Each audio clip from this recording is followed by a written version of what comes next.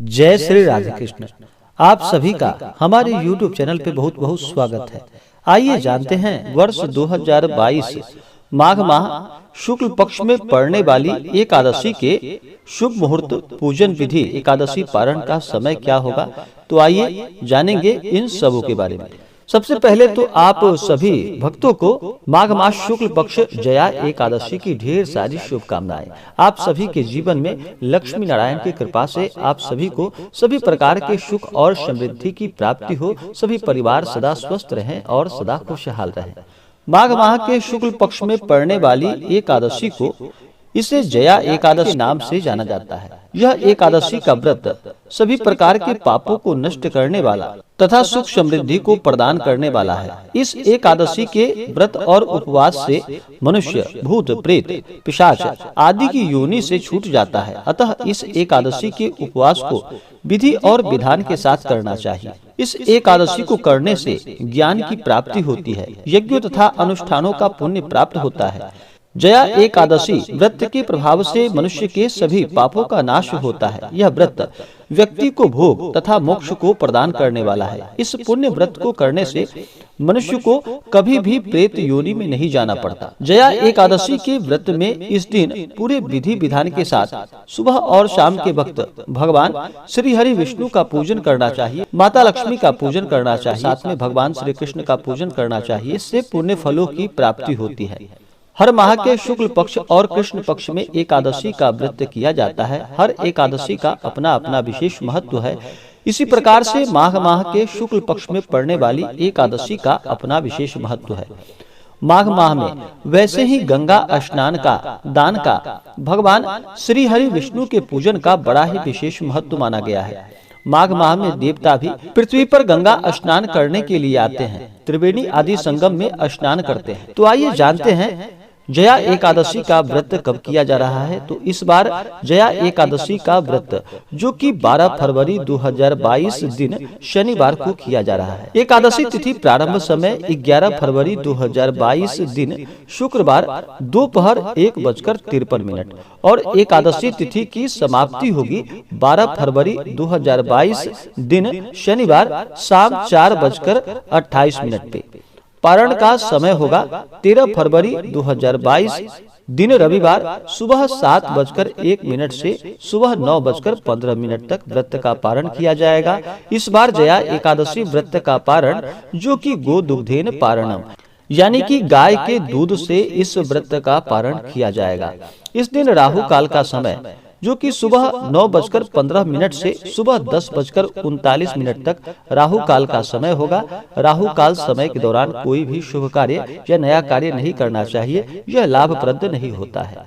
इस दिन योग जो कि विषकुंभ योग रात्रि 8:40 तक, उसके बाद प्रीति योग। जो भी एकादशी का व्रत करते हैं, एकादशी व्रत के लिए दशमी के दिन से ही इस व्रत के नियम का पालन करना चाहिए। दशमी के दिन शुद्ध और सात्विकता का पालन करना चाहिए। रात्रि में शुद्ध और सात्विक आहार ग्रहण करनी चाहिए। मांस, मदिरा, लहसुन, प्याज आदि का बिल्कुल भी प्रयोग नहीं करना चाहिए।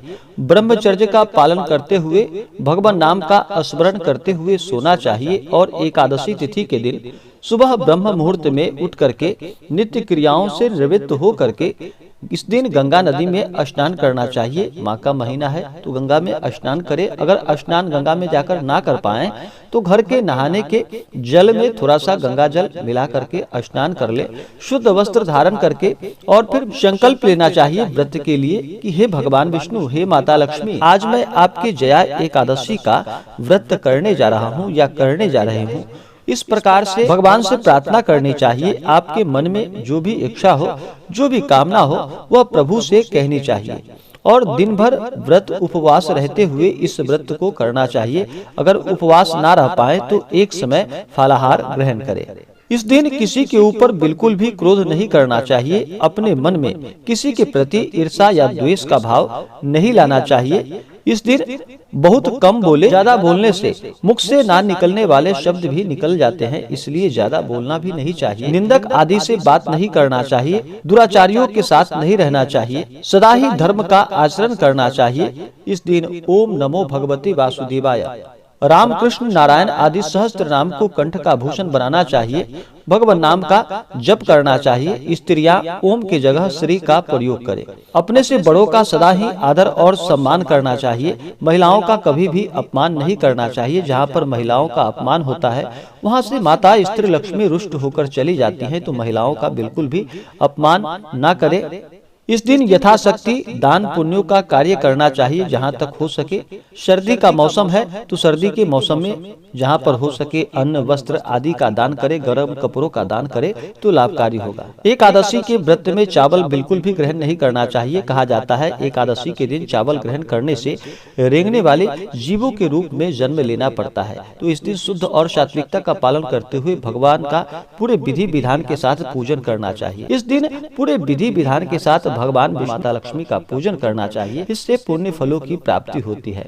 पूजन के लिए एक अच्छा सा जगह ले, उस जगह को अच्छे से पवित्र करके वहाँ पे एक चौकी लगाए। चौकी पे पीला कपड़ा बिछा करके वहाँ पे भगवान विष्णु माता लक्ष्मी का फोटो प्रतिमा रखे, भगवान श्री कृष्ण का साथ में रखे और पूरे विधि विधान के साथ भगवान का पूजन करे।